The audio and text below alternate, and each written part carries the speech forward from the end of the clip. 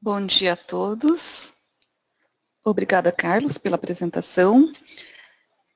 Bem-vindo a todos ao nosso seminário, que hoje vai tratar sobre atividade de água e a microbiologia.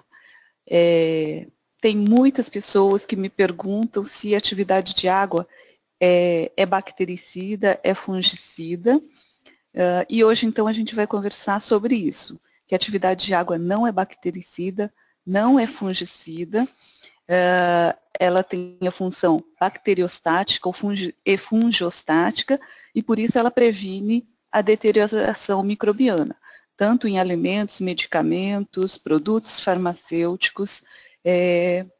A atividade de água vai funcionar como bacteriostático ou fungiostático.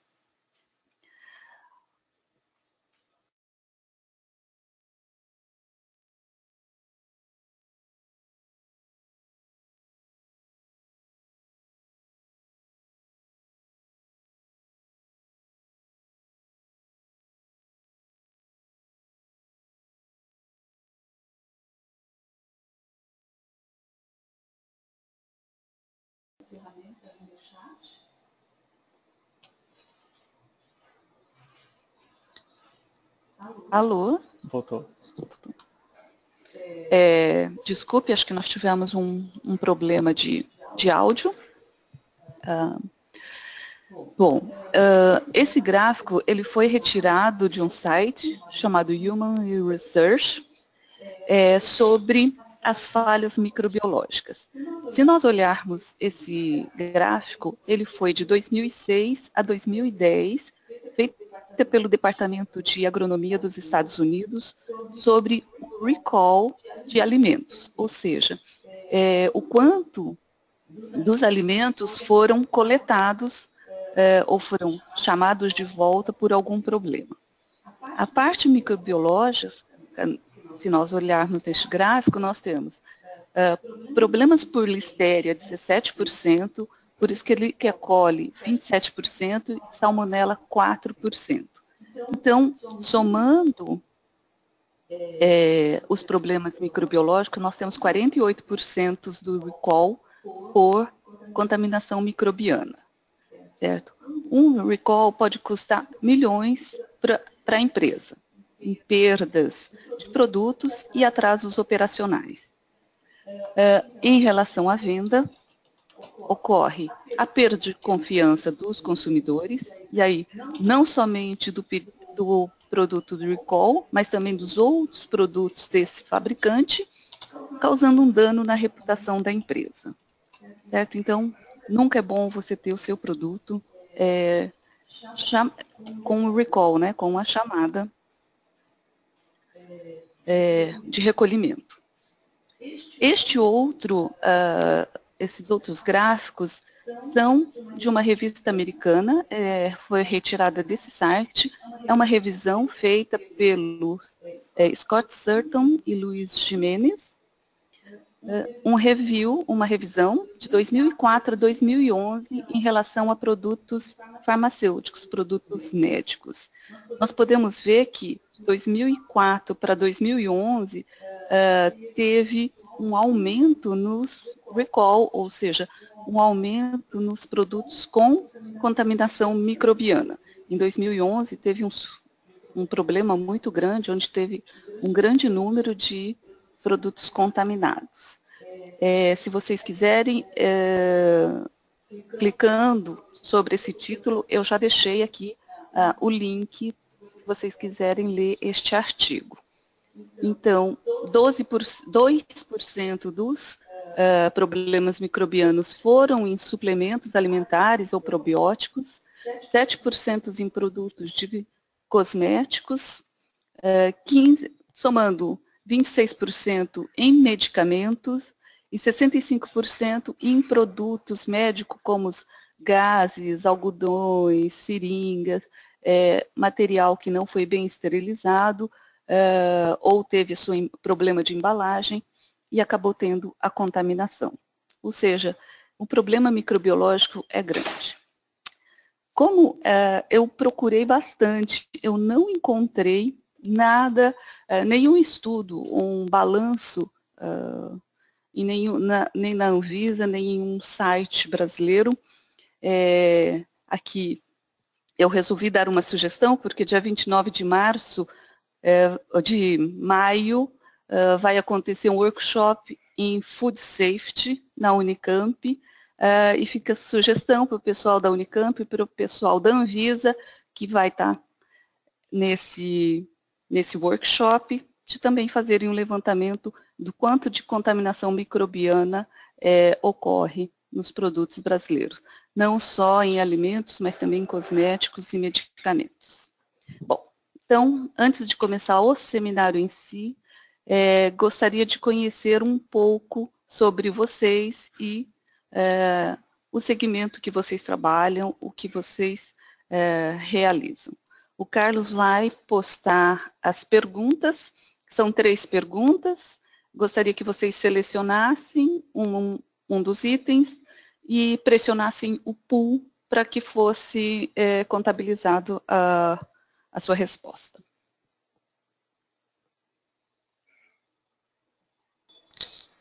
Então, nós temos a pergunta: você trabalha em qual segmento? Por favor, selecione uma das opções: alimentício, cosmético, farmacêutico, ração animal, instituto de pesquisas, universidade.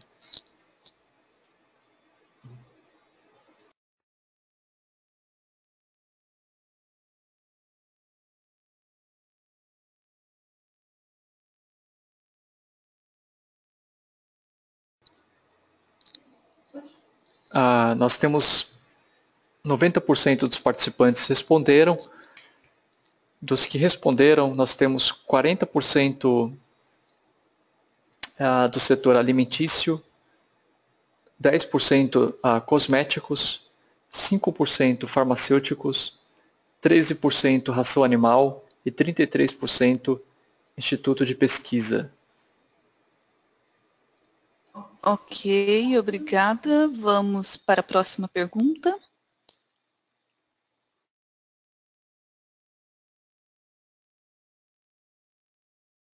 A próxima pergunta é: você mede a atividade de água? E as opções sim ou não.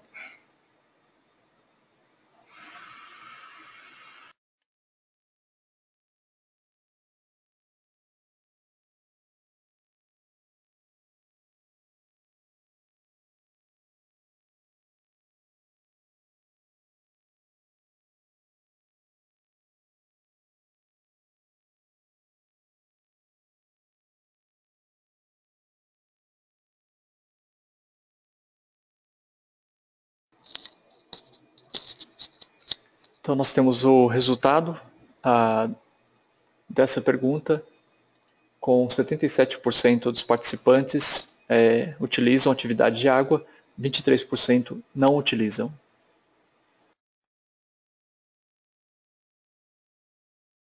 Pergunta deste bloco.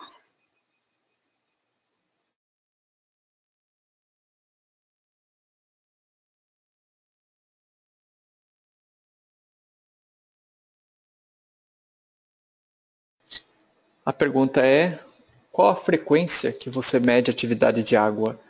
Diariamente, semanalmente, mensalmente ou mesmo ocasionalmente?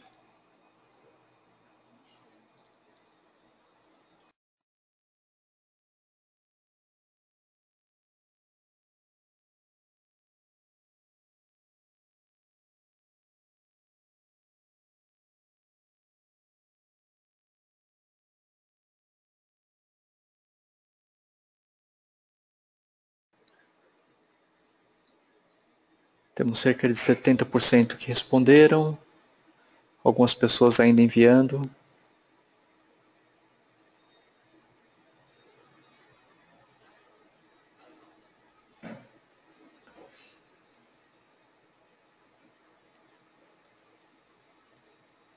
Ok, então obrigado aos participantes.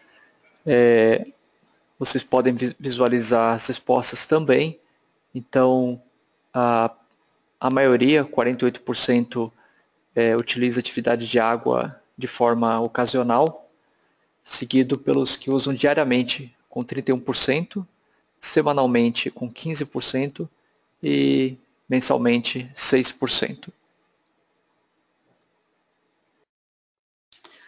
Ok, muito obrigada a todos por participarem. Então vamos entrar no nosso seminário propriamente. Os micro-organismos fazem parte da nossa vida, naturalmente, na nossa pele, em tudo que tocamos, no solo, nos alimentos, tudo está repleto de micro-organismos. Esses micro-organismos, alguns são maléficos para a gente e acabam causando deterioração dos alimentos, algumas deteriorações ou produzem toxinas, causam intoxicação ou o próprio micro-organismo é patogênico, mas também os micro-organismos podem ser benéficos, produzindo alimentos como os fermentados, pães, queijos, produtos lácteos fermentados, que ajudam na conservação dos produtos. E são produtos agradáveis. Okay? A deterioração microbiana é conhecida já há muito tempo. E uma forma de você preservar os alimentos é fazendo a redução ou a imobilização da água.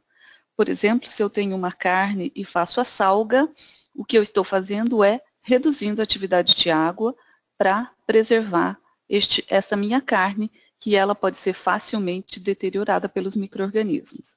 Assim como as frutas, quando eu faço uma cristalização, faço uma compota, eu estou reduzindo o valor de atividade de água para conservar este meu alimento por mais tempo. O uso de conservantes, a desidratação, o processamento ou congelamento, todos eles são técnicas, são métodos para você reduzir ou imobilizar a água, porque assim como a água dá vida aos produtos, às células, ela também dá vida aos micro-organismos que se proliferam e causam a deterioração ou causam a doença.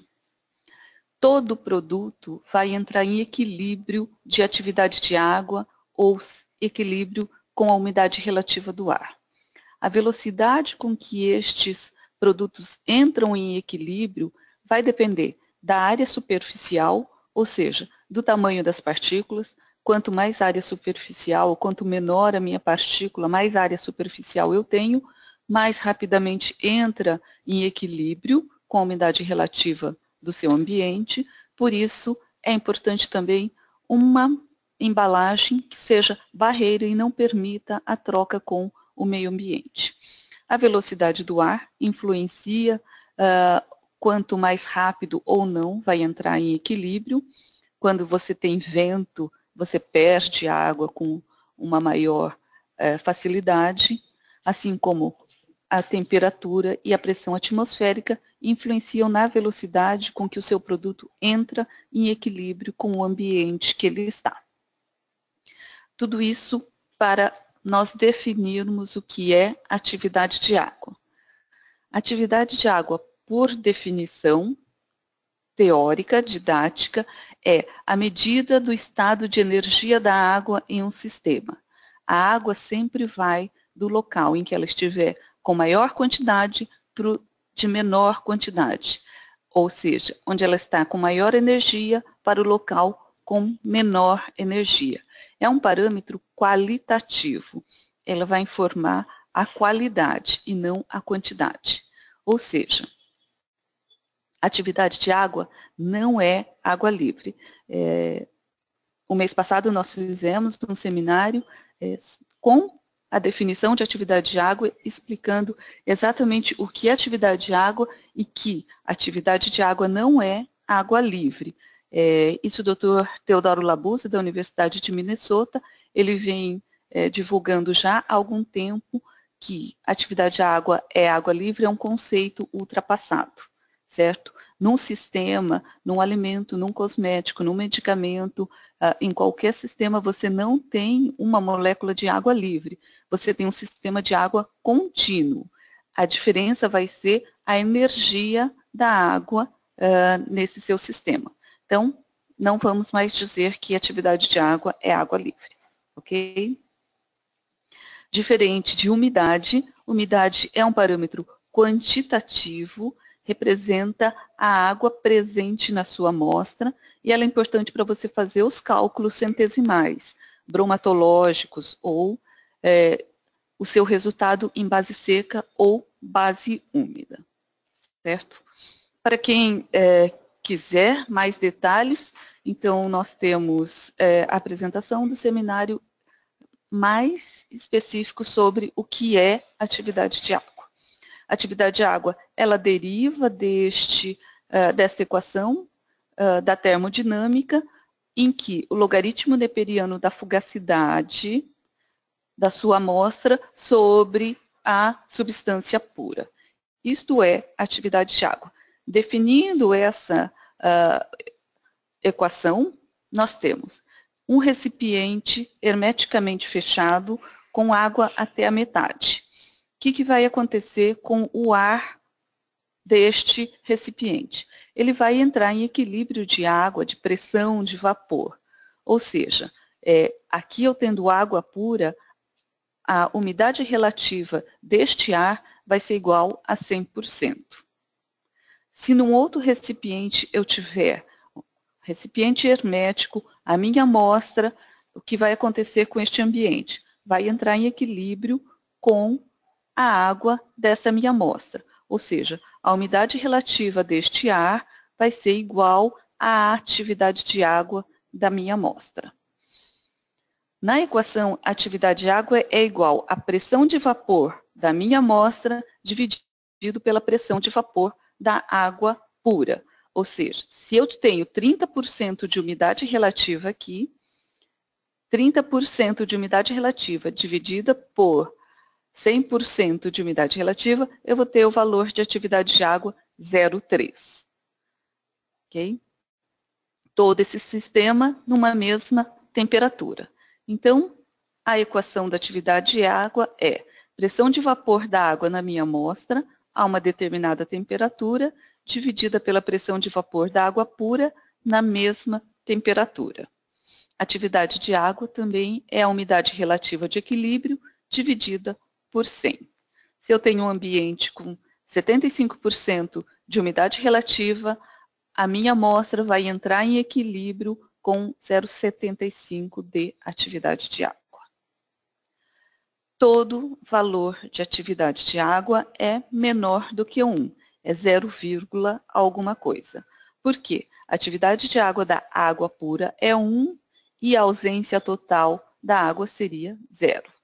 0,60 é um número que para microbiologistas é importante, porque abaixo deste número não há desenvolvimento microbiano. Vou pedir para o Carlos colocar mais duas perguntinhas para vocês nos responderem.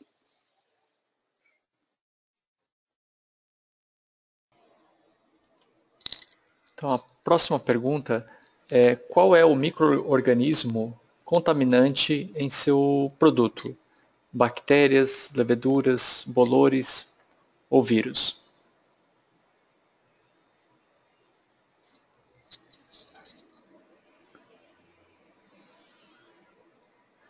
Só esclarecendo mais uma vez, para você selecionar a sua opção, basta clicar direto na tela. Então, por exemplo, se eu selecionar bolores, eu clico ali em bolores e já vai gravar a sua resposta.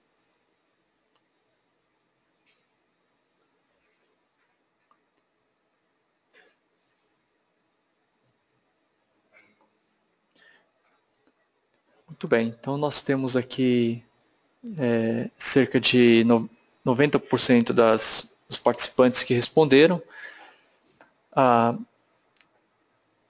Bactérias tem 46% de participação, leveduras 5%, bolores, quase metade dos participantes selecionaram bolores e 0 para vírus.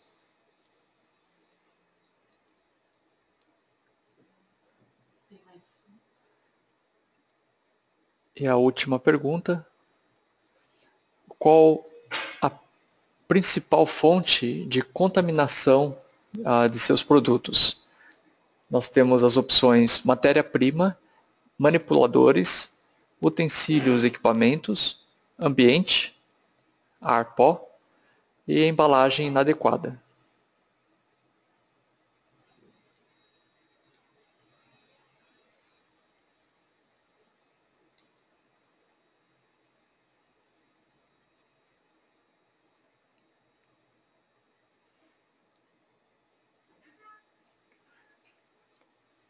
Muito bem, nós temos 70% dos participantes que responderam. Vamos guardar só mais um minutinho. Excelente. Então, como principal fonte de contaminação, nós temos em primeiro lugar matéria-prima, com 44%, os manipuladores, com 25%, utensílios e equipamentos, 14%, ambiente, ar pó, com 14%, e embalagem, com somente 3%. Obrigado pela participação de todos.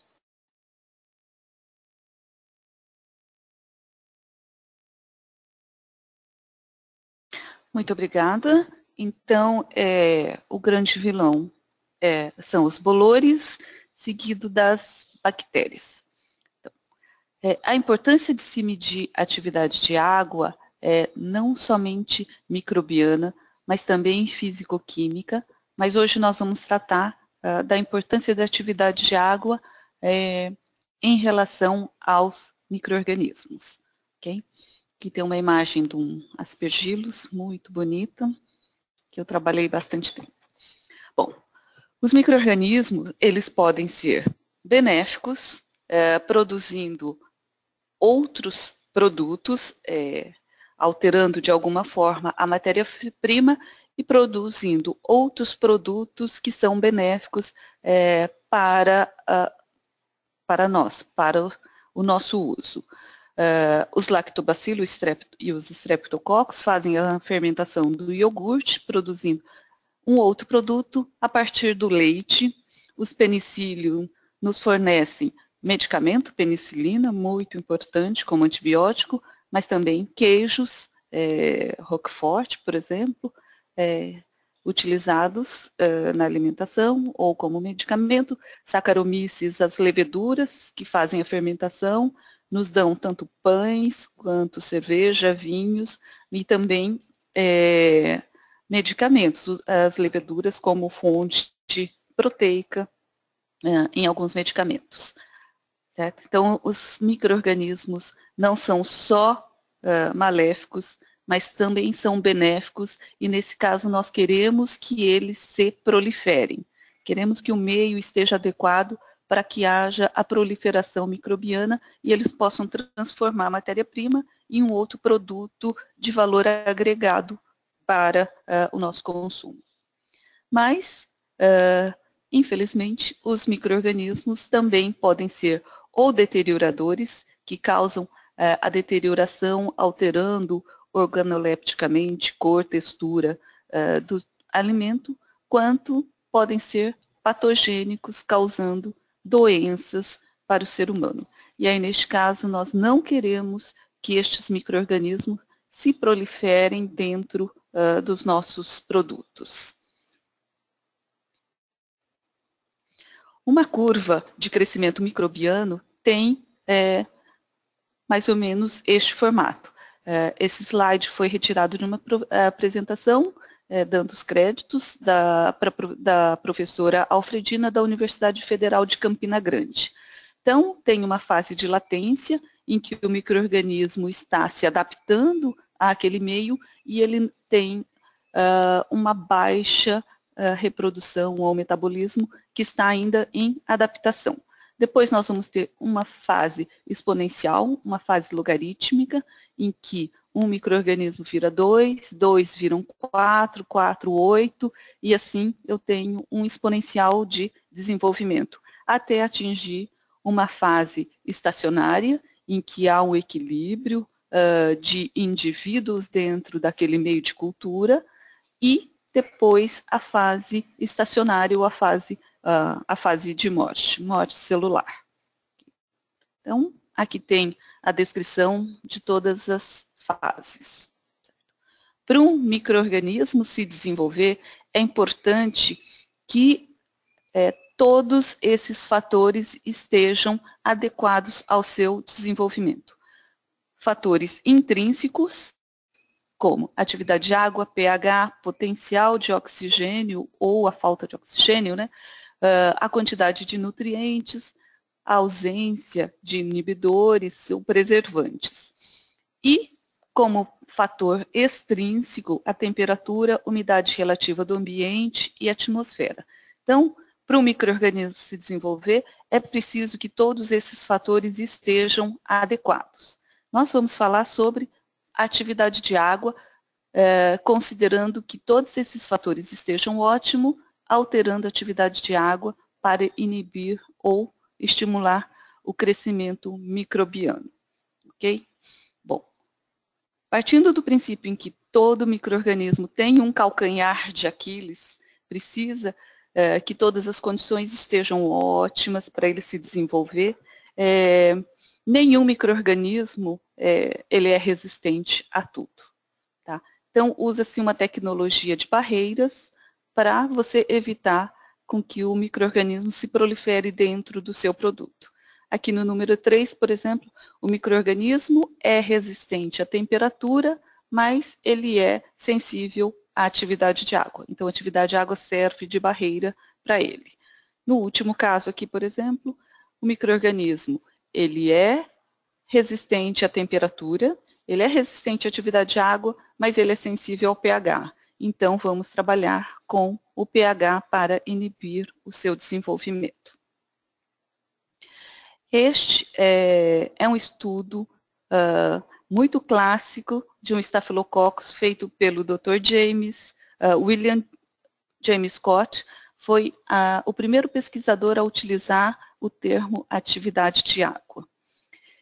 Ele preparou meio de cultura, um caldo, contendo todos os nutrientes, incubou a 37 graus Celsius. O que ele variou foi a quantidade de água naquele caldo de cultivo dele.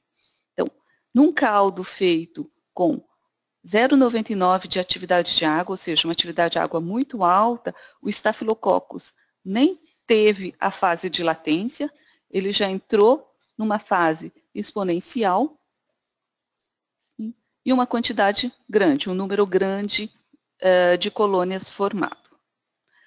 Conforme foi diminuindo a água nesse meio de cultura, houve uma diminuição no número de células e na atividade de água de 0,87 já teve uma fase de latência, uma fase exponencial bem menor e o número total de micro-organismos menor. Abaixo de 0,87, o Staphylococcus não se desenvolve. Okay? Então, a influência da atividade de água no desenvolvimento microbiano. Ou seja, num meio ideal, o micro-organismo vai ter uma pequena fase de latência, a fase exponencial acentuada e chegando à fase estacionária com um grande número de micro-organismos. Com a redução da atividade de água, nós teremos uma fase de latência maior, uma menor proliferação, reduzindo o número de micro-organismos. Ou seja, a atividade de água não mata o micro-organismo, ok? Se eu mantiver o micro-organismo numa baixa atividade de água, ele vai ficar em fase de latência até encontrar um valor de atividade de água, ou encontrar água suficiente para o seu metabolismo e poder fazer a proliferação.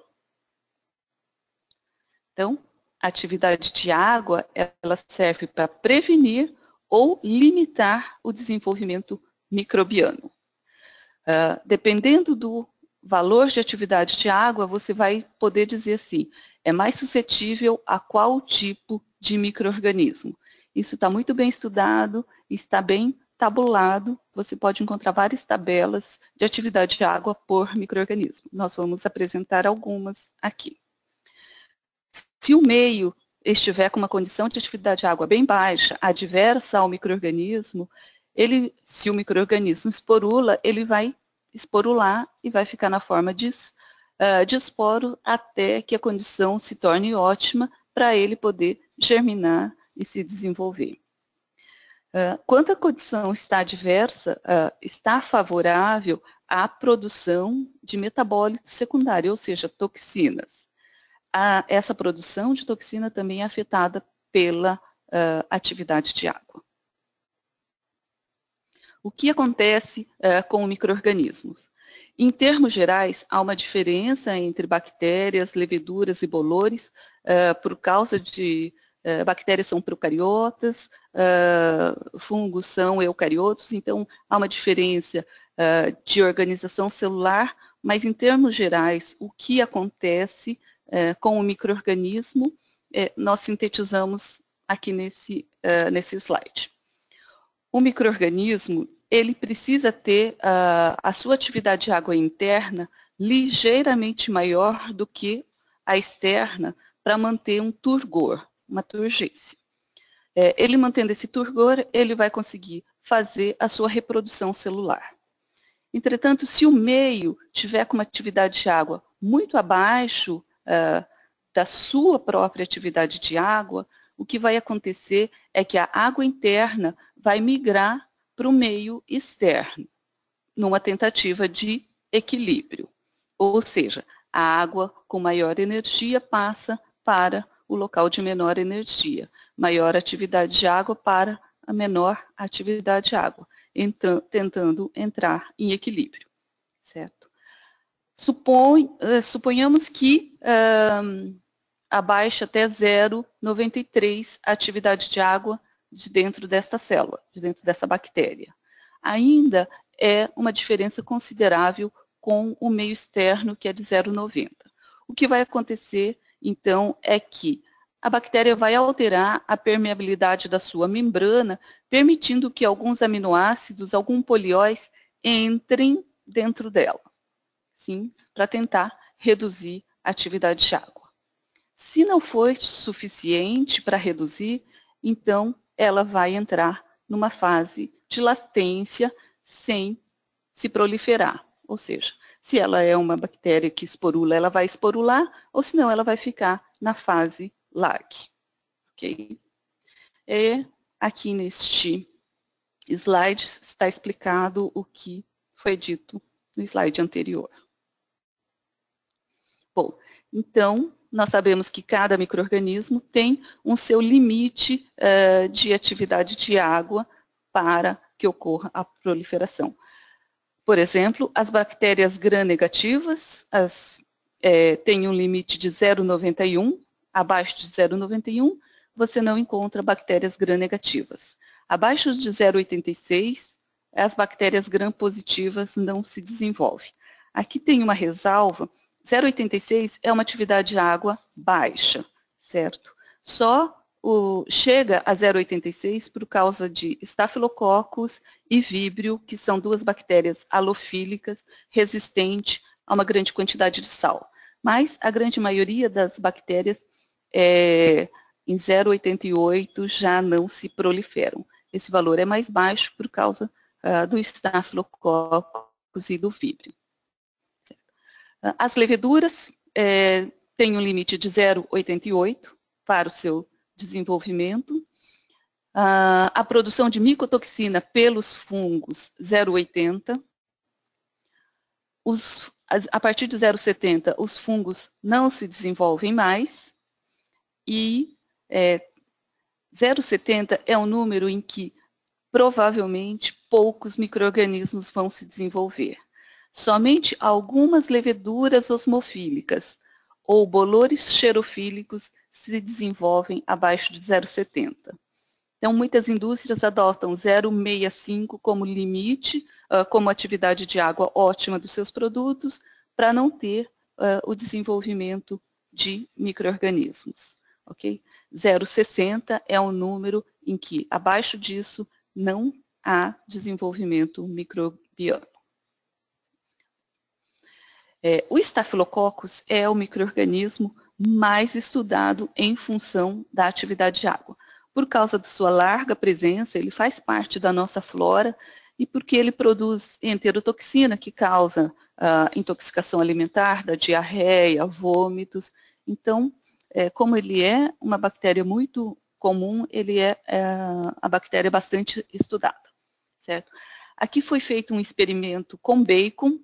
Um bacon foi inoculado de Staphylococcus, quantidade inicial, a contagem inicial do estáfilo igual para todas.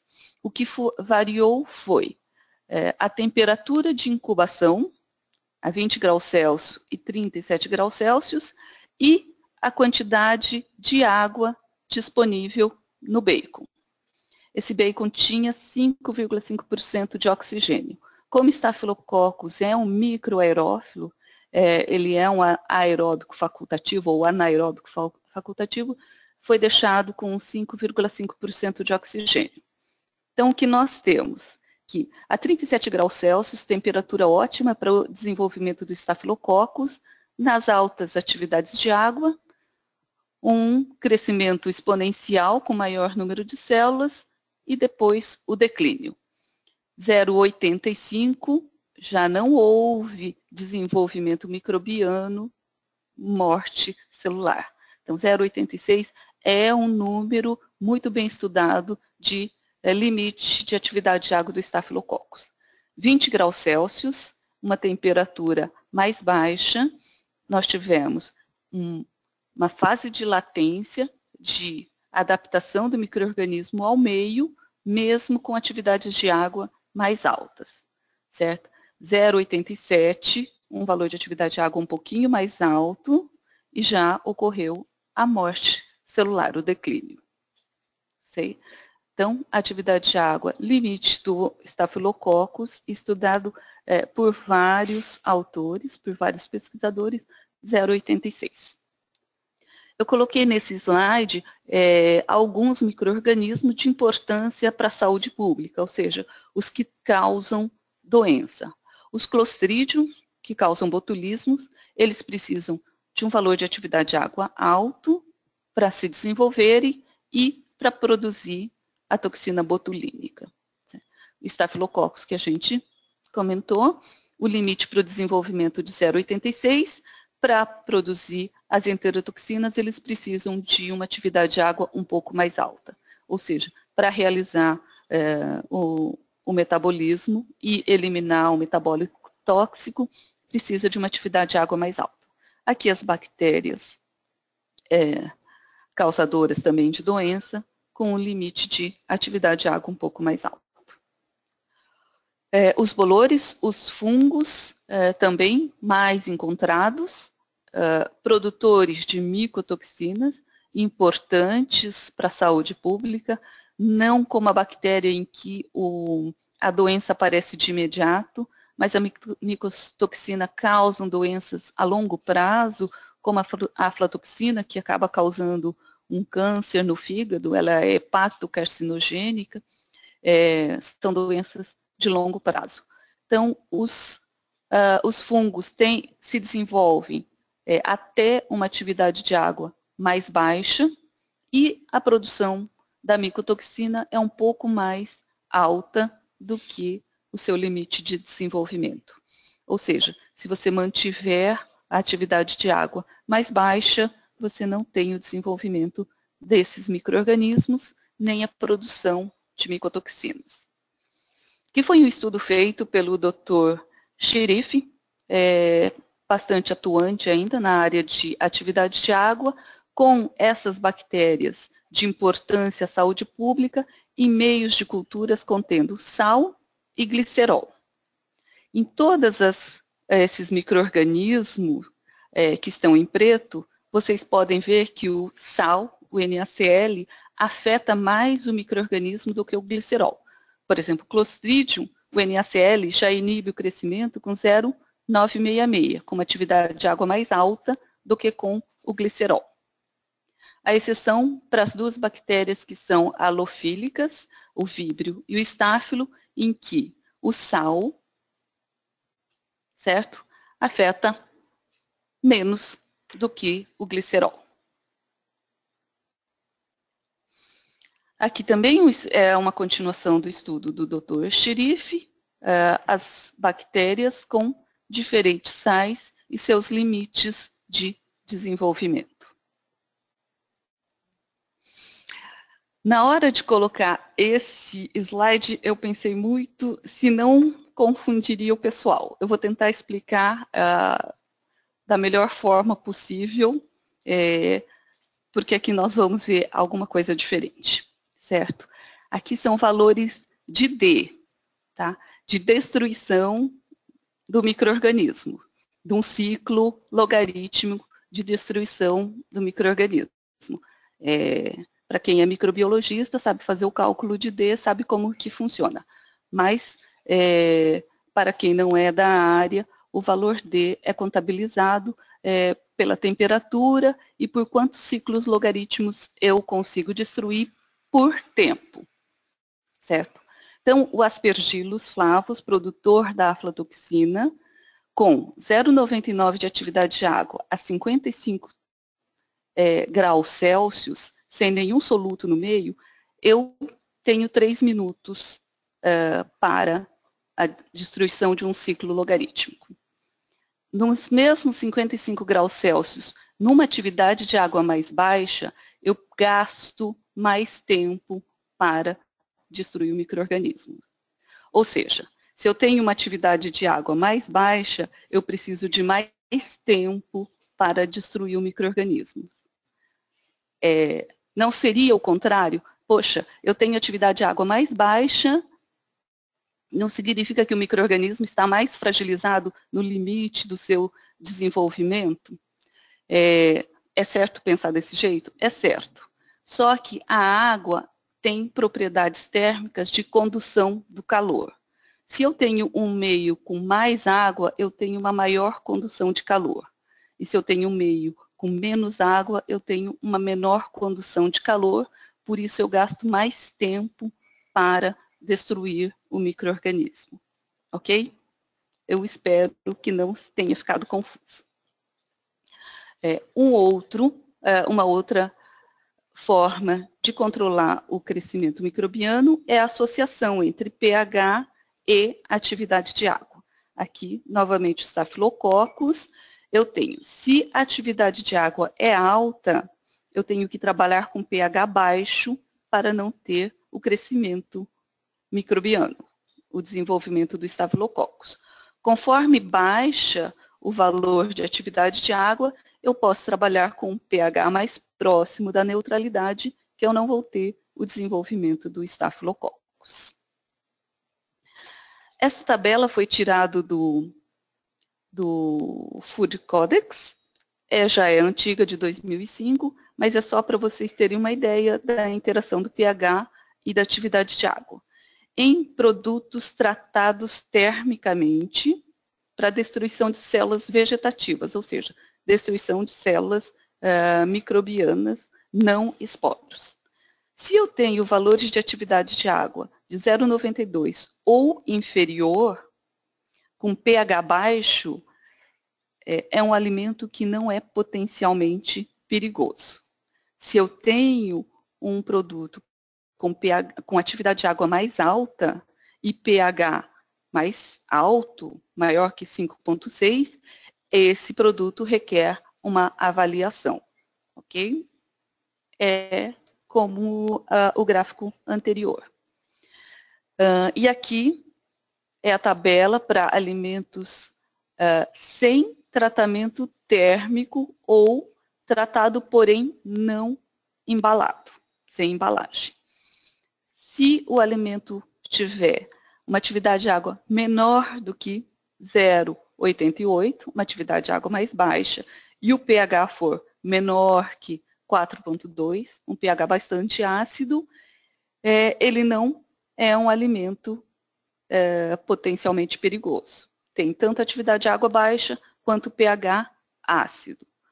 Se o alimento for maior que 0,92 e tiver um pH maior que 0,5, então ele requer uma avaliação, porque ele não sofreu tratamento térmico e as condições são favoráveis para o desenvolvimento microbiano. Como eu posso evitar o desenvolvimento microbiano abaixando a atividade de água, certo? Utilizando antimicrobianos, os nitritos e nitratos, que são bastante conhecidos pelo pessoal de carnes, de produtos cárneos, são conservantes, eles abaixam a atividade de água, sorbatos, benzoatos, óleos. Se eu fizer uma defumação, posso fazer um tratamento térmico, manter sobre refrigeração ou adicionar uma flora competitiva.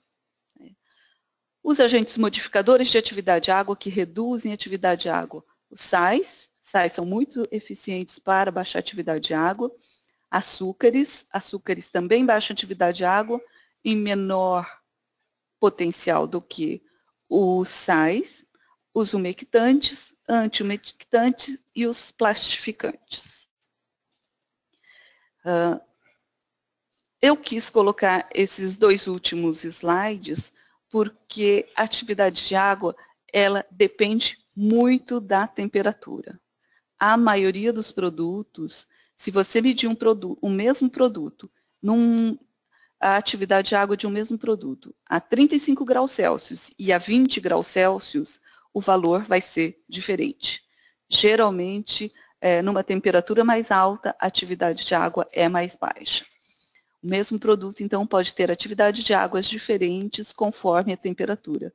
Por isso é importante manter sempre a sua amostra na mesma temperatura para você ter o valor de atividade de água correto. Então, mudanças na temperatura podem causar migração da água entre os componentes se o seu produto for de multicomponentes. A temperatura faz com que altere as condições de ligação da água dentro do seu produto. Então, se você você faz a medida de atividade de água, é importante você anotar o valor da atividade de água e em qual temperatura foi medida a atividade de água. A temperatura influencia no valor de atividade de água. Okay? Eu coloquei essa tabela aqui, ela está bem pequenininha, mas vocês podem encontrar no nosso site, no nosso catálogo, essa mesma tabela em que eu tenho a faixa de atividade de água, os micro-organismos que se desenvolvem nessa atividade de água, alguns exemplos, não dá para colocar todos os micro-organismos, e alguns exemplos de alimentos que são parte dessa faixa de atividade de água. Por exemplo, 0,80, 0,75, eu tenho o crescimento só de bactérias halofílicas e alguns fungos, os aspergilos, por exemplo, e os alimentos como marmelada, marzipan, glacê, carne seca. Ok? Essa tabela é uma adaptação tirada desta bibliografia que está citada aqui. Para medir a atividade de água, existem inúmeros princípios de medida, ok? Os nossos equipamentos utilizam o sensor por ponto de orvalho, que é uma forma primária, é um método primário de medida de atividade de água.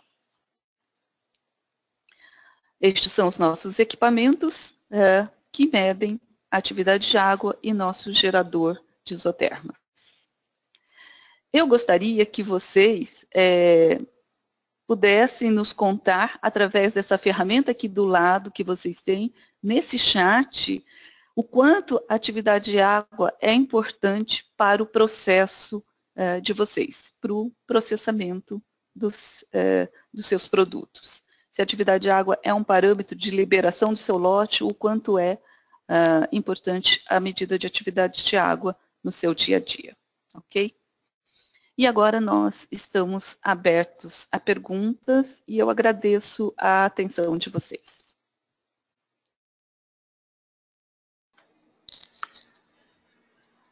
Obrigado, Tânia, pela apresentação e obrigado aos participantes que já de antemão enviaram as perguntas, que nós vamos passar a responder dentro de instantes. somente alguns esclarecimentos para aqueles que chegaram já na metade ou quando a sessão estava em andamento. É possível baixar uma cópia da apresentação, já está disponível. É só você clicar na opção Handout. Tem uma opção Handout na tua ferramenta, GoToMeeting, e você pode baixar uma cópia dessa apresentação em PDF. Também nós lembramos que é possível assistir a essa apresentação com o vídeo e o áudio através do canal do YouTube. O link aparece na sua tela nesse momento, youtube.com/DecagonDevicesLatam, tudo junto. Esse vídeo e áudio ele vai levar algumas horas para ficar disponível. Provavelmente até o final da tarde já estará disponível para todos. E um último comentário, nós sempre estamos interessados em saber qual que é a opinião, a sugestão dos participantes para futuros seminários. Então, se você tem interesse em alguma área específica, você pode nos enviar um e-mail, através, ou mesmo um comentário através da ferramenta GoToMeeting. E nós teremos o prazer de avaliar a possibilidade. Agora sim, nós temos algumas perguntas. A primeira pergunta é do participante José de Arimateia. Tânia, o José de Arimateia pergunta: podemos usar atividade de água para analisar materiais inorgânicos?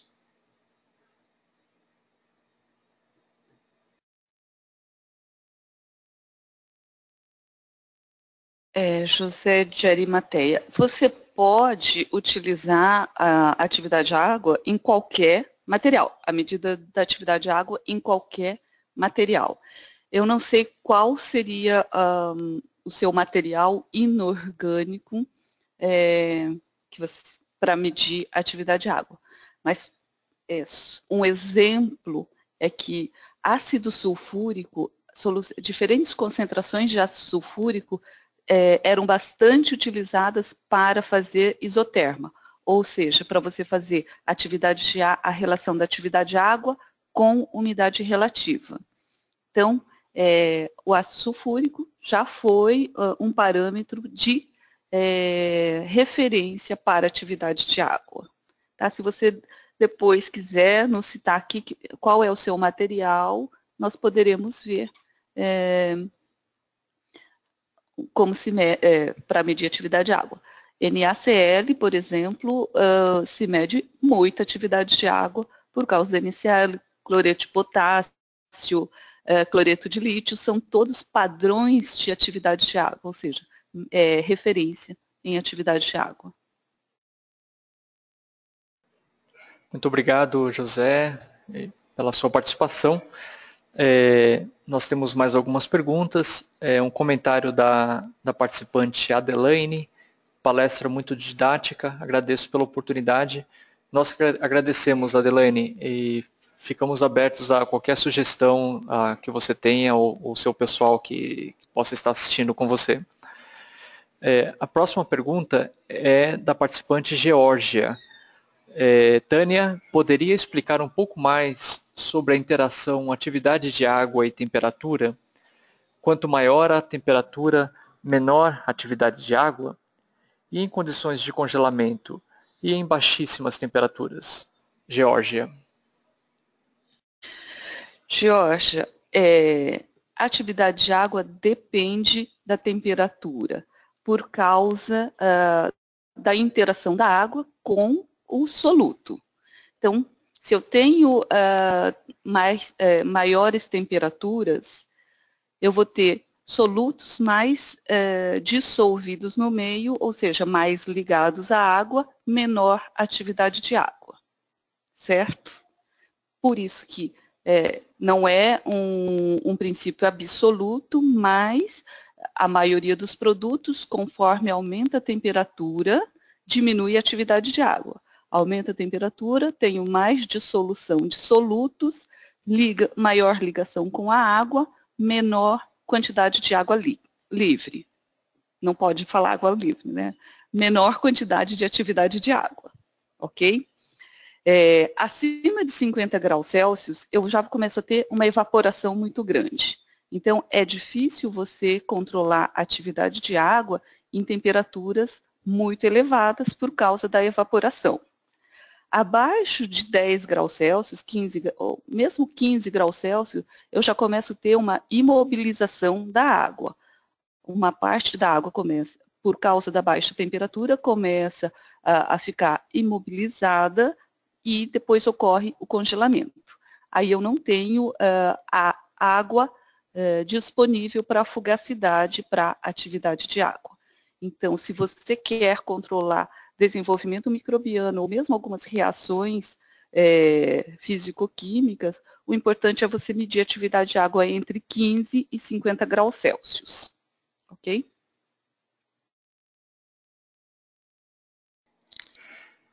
Excelente pergunta, obrigado pela sua participação.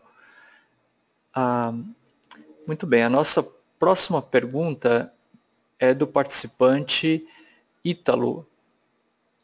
Tânia, quais os principais problemas que levam ao aumento da contaminação de cosméticos e ou medicamentos relacionados à atividade de água? Ítalo. Ítalo,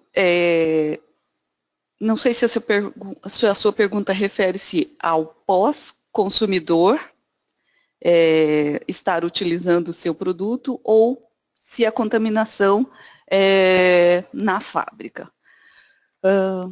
A contaminação pode vir de várias fontes, né, da própria matéria-prima, como foi citada como a principal fonte de contaminação, os manipuladores, os utensílios podem trazer essa contaminação.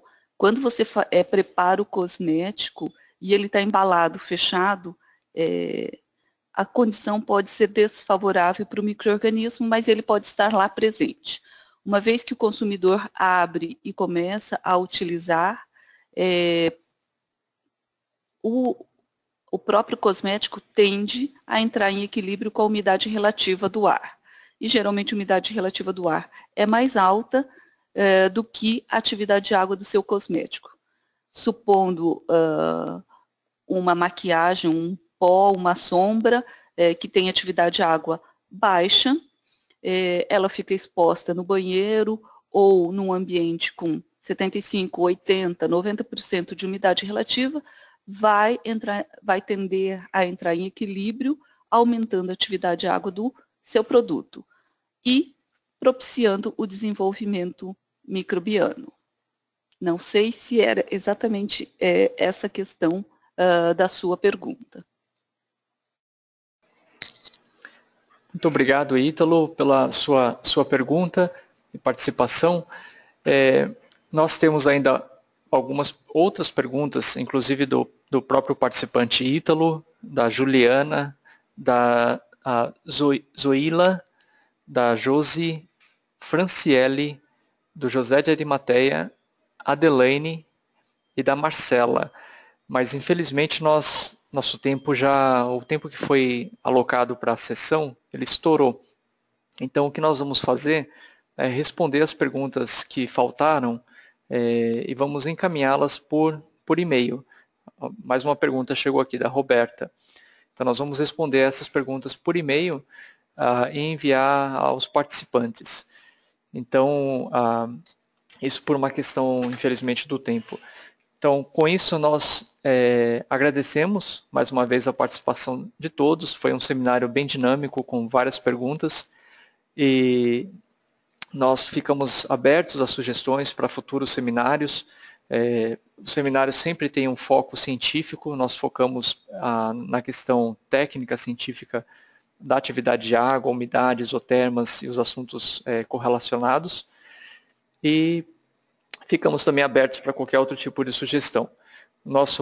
Muito obrigado a todos, um excelente feriado de Tiradentes e final de semana prolongado. com isso, encerramos a transmissão. Obrigado.